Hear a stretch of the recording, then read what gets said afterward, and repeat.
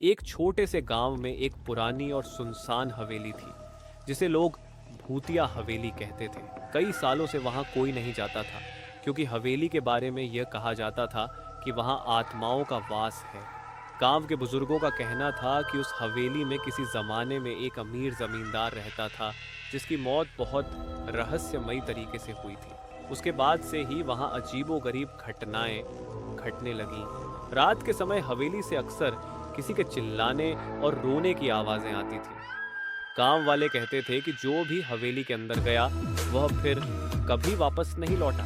कई लोग जिज्ञासावश वहां गए थे लेकिन हवेली से बाहर आने वाला कोई नहीं दिखा। एक दिन गांव के तीन दोस्त अजय, विक्रम और सुनील ने तय किया कि वे इस रहस्य का पर्दाफाश करेंगे। वे भूत प्रेतों पर विश्वास नहीं करते थे और इसे महज अफवाह मानते थे।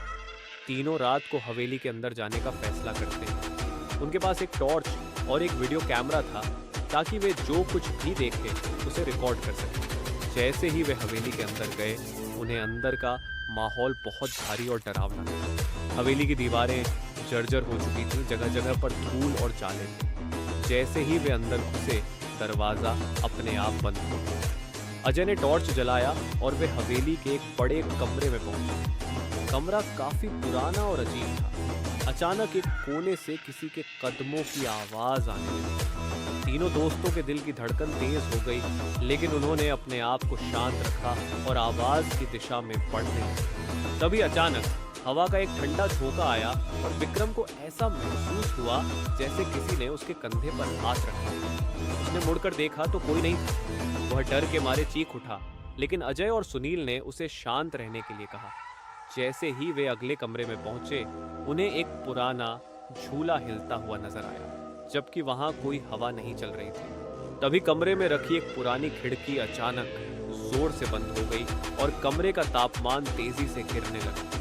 तभी एक भयानक आवाज गूंजने लगी जैसे कोई उनके पास खड़ा होकर बुदबुदा रहा हो।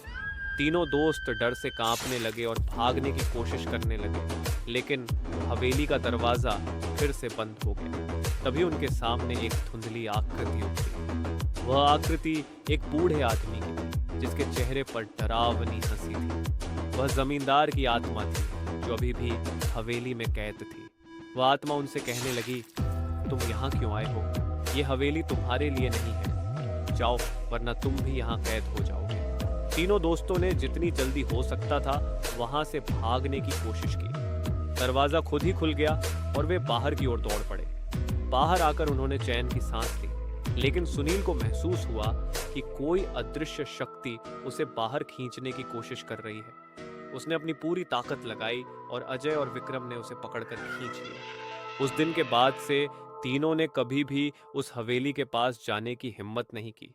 गांव वाले कहते हैं कि उस रात के बाद हवेली से आने वाली भयानक आवाजें और तेज हो गई थीं